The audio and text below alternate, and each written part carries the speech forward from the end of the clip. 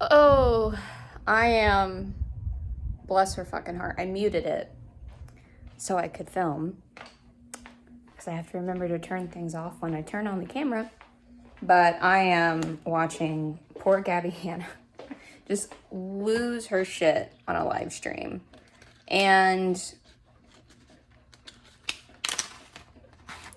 I've actually wanted to broach the subject prior to any of this, but I don't even know.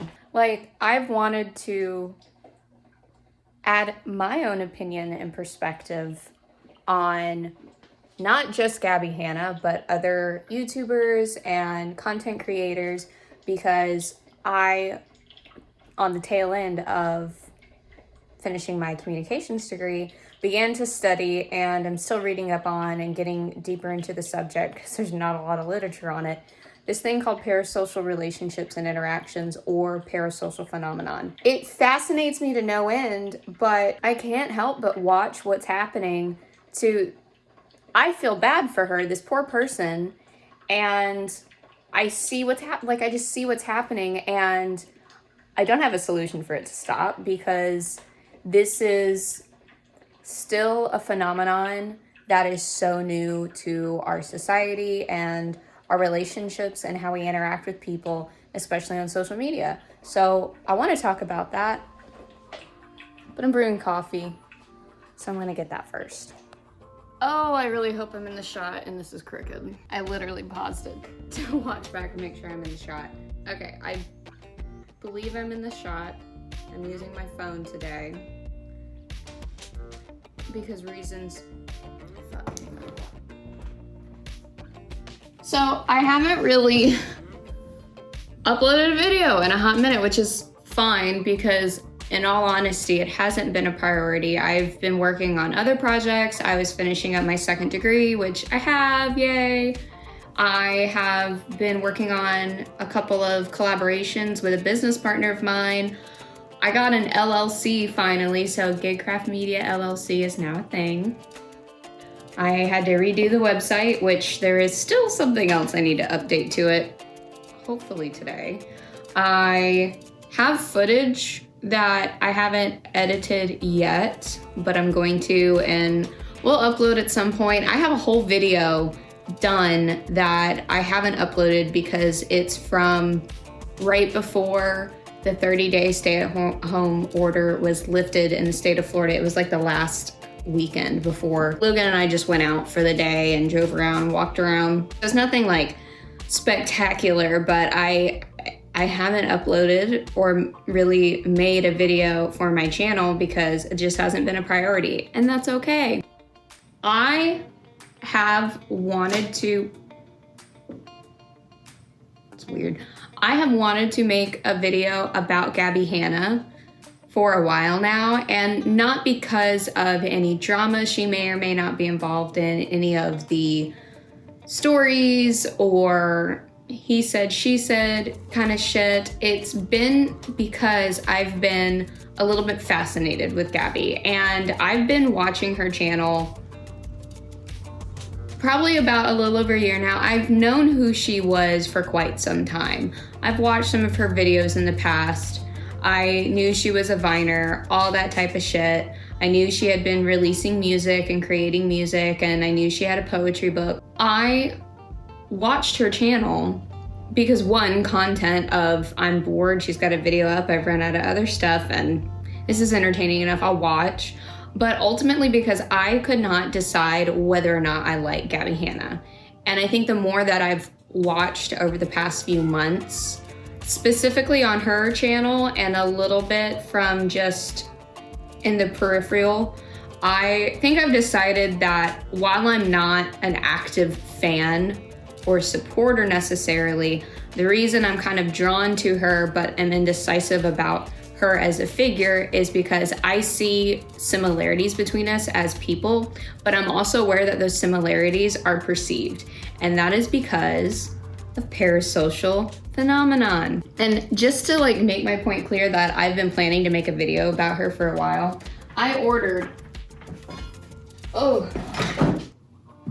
fucked up my whole bookshelf. This, because I wanted to do an actual review of this book, not to bash it, not to say it's shit or something, but because I'm an editor. I've worked with authors at every step of the writing process. And while I haven't specifically edited a poetry book, I have worked with poetry. I have a background in creative writing and literature. This is a job I've done for a few years now, and I've been involved in the industry. So I thought it would be interesting to do a review from that perspective and to kind of take some things into account and put something out there that it's not about leveraging a popular topic in order to garner views or something. Honestly, it's because I'm very interested to add my own spin on things, because the reality is, for someone who's an English major and has a background in certain things, I also have a background in social media communication. I've also managed social media accounts for businesses before, and it's not that I'm necessarily interested in growing numbers and analytics and all this stuff, but my fascination has fallen more onto the communication side, because social media communication is both still so new to us, but it is also not that different than how we've been communicating through modern technology the past 20 to 50 years, honestly. Social media has existed long before social media platforms such as Facebook and Twitter, even before MySpace, all that shit. Social media has been a thing long before that. And the important thing to know, in case you weren't aware or haven't had it explained to you in this way before, social media is merely any form of media. It could be the radio, it could be television, it could be a newspaper. It is media that is shared and contributed to socially. So the way we think of social media today is vastly different than the actual history of what social media has been within our society. It's like an episode of Black Mirror. It's not necessarily the technology that's at fault. It's the human behavior that perpetuates these narratives and these shows, this anthology, and it may be more of a catalyst from the technology to have some of those things come to fruition, but it boils down to human nature and it boils down to human behavior. That's not to say we're doomed. And I actually have very optimistic hopes for how social media communication is going to evolve in the coming years and in the following generations, but we're still new at this. Like, I'm a millennial. I'm a part of the generation that invented it, while I'm a younger millennial. There's very obvious separation between generations, but like, I grew up with this shit and I've watched it evolve, and I still am learning how to use it properly,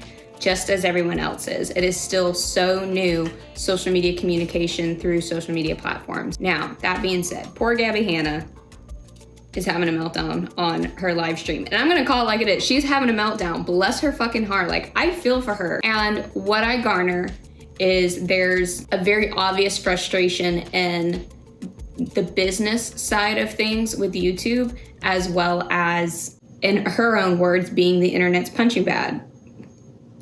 In her own words, being the internet's in her own words, being the internet punching bag. I get it. It fucking sucks. What is underlying all the issues she's having, other creators are having with their audiences, with drama channels, with the narratives that are perpetuated or perceived across the internet and across social media platforms? It all has to do with parasocial relationships and interactions. Parasocial relationships and interactions, which is a mouthful, so I'm gonna call it parasocial phenomenon, which I got from a meta-analysis that I read earlier this year, actually dates back about 60 or 70 years, and it has to do with the unreciprocated, one-sided perceived relationships or interactions with a public figure, a politician, most commonly movie and television stars, as well as maybe fictional characters. When we look at social media as it is today on the platforms, specifically YouTube, there are lines being blurred between mediated interpersonal interactions and parasocial interactions. Content creators are responding either collectively or individually to their audiences. Like, they're responding to feedback, which is entirely different than a celebrity. But these relationships are kind of formed, and these bonds are kind of formed on a lot of the similar attributes and perceived attributes as you would with any other person. There's the level of intimacy of information being revealed or shared. There's, you know, commonalities and different qualities that you may have in common. Something that you would break down in meeting a new friend, getting to know them, and maybe feeling affection for them or forming some sort of opinion on them. You're doing the same thing with the content creators you see on YouTube. What's different is that it is mediated, but more so than that, you actually don't have a direct line to these people, even though there are instances and examples of content creators responding to comments or addressing comments directly in a video or on other social media platforms. This is where the line gets blurred. I'm gonna try that again. This is where the lines very much blur. Now you have a content creator like Gabbie Hanna losing her shit as any human would because her work is personal. What's happening to her, she is taking personally because she is not separating, from what I can tell, her personal life from her business. Her business is built on her personal life. Now, she has, and I'm sure she has, but she has every right to selectively disperse and share information. She has every right to be extremely selective of how she shares that information. The trouble comes, and this is, I think, happening for a lot of creators, and it may or may not be spoken about. The trouble comes when you then become selective about information you've already shared, or you then introduce a new pattern of how you're sharing information or responding to things than you previously have. So then a lot of people, even friends, do this. There are a lot of times, you know, especially when I was like in high school, and I would get upset with a friend of mine because I could tell something was wrong, something was bothering her, but she wasn't telling me what it was.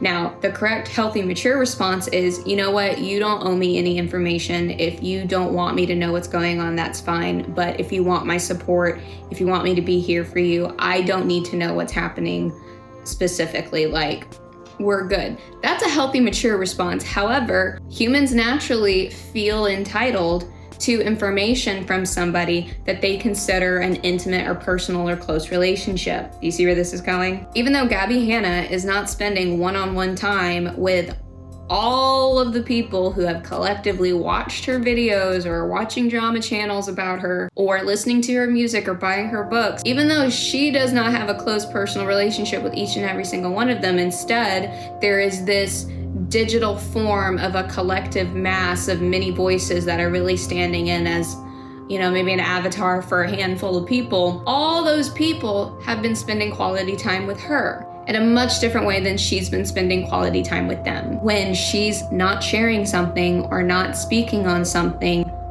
all those people who have spent this quality time with her are like, what the hell? Why aren't you sharing this with me?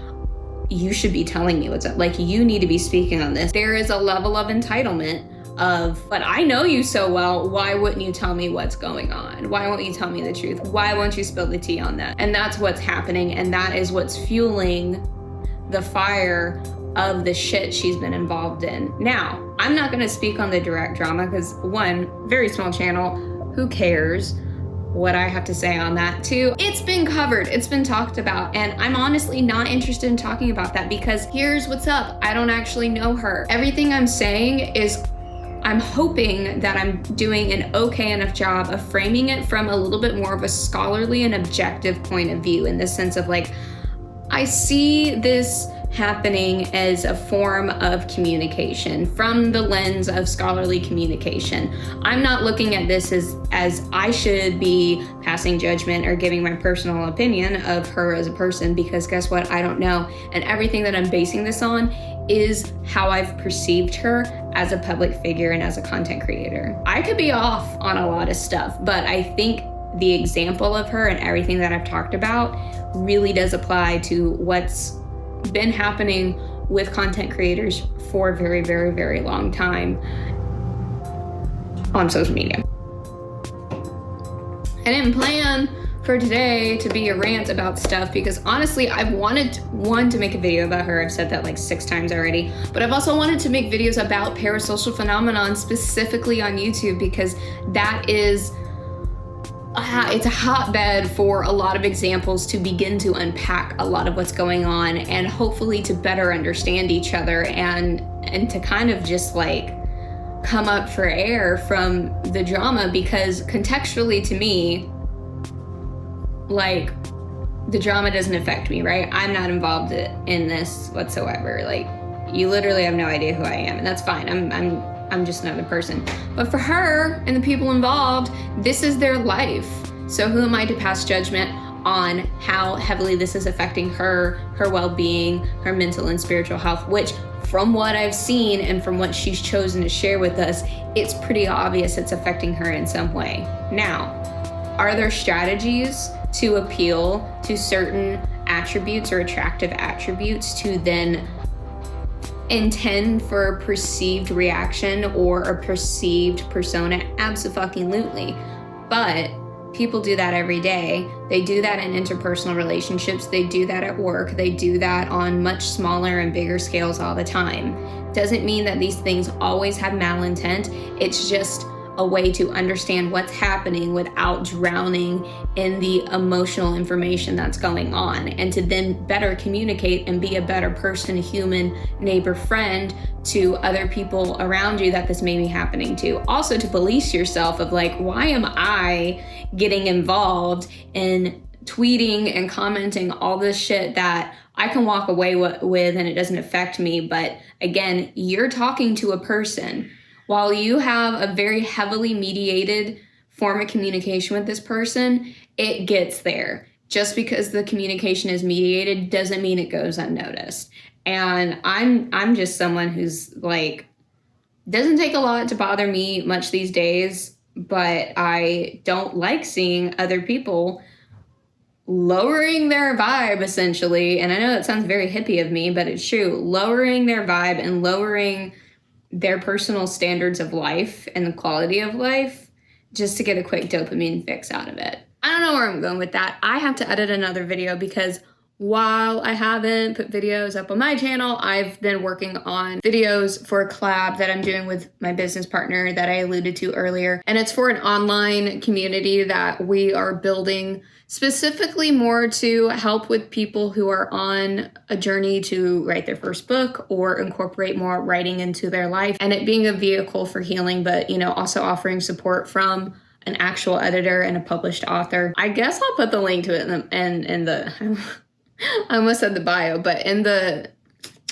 doobly-doo down there or whatever, wherever the hell it is these days. I may come back, I may not, but I'm gonna keep working because I don't know how long I've been rambling for, and if this constitutes enough meat for one video, or if there's more I need to add to it. It's always my debate. I never know when I'm done with a video necessarily. So it is later. I decided to pop back in to officially sign off on this video, and I am editing it as we speak. This is the quickest I've edited a video of mine and intend to put it out, so congrats to me, getting my shit together. But I did want to say that this is kind of in defense of the circumstances that has allowed for the crap that content creators on YouTube are getting into. And I also wanted to offer this perspective to remove some of the focus on possible narratives, the actual emotional information and drama, because at the end of it, like we don't know, I don't know, we're not gonna know, and we're probably never gonna know the truth. And that's fine. And I don't want to give in my opinions on stuff that frankly is none of my business. Even though the business is put out there, it's none of our business. Do I actually honestly think, just from what I've seen, that someone like Gabbie Hanna is a bad person? I don't think so. I think, like all of us, we're doing the best we can with the shit we have going on. And I see a person in distress, and that sucks.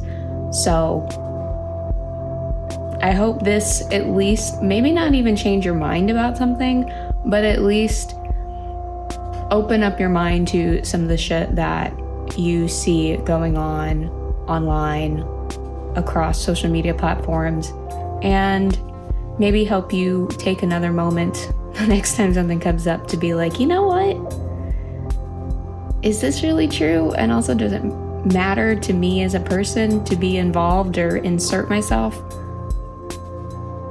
Probably not. Probably not, my dude. I'm gonna finish editing this video and I'll be back sometime. Probably in the meantime, I may upload one of the videos that I've had saved for a minute, and I think the other footage I have will probably go up at some point, probably checkerboard it in there. I think there was a vlog I never edited from last month, or I did start editing it, but it's just an update on work and stuff. So whatever, no big deal. You're here, I'm here. It's all that matters. So I'll be around.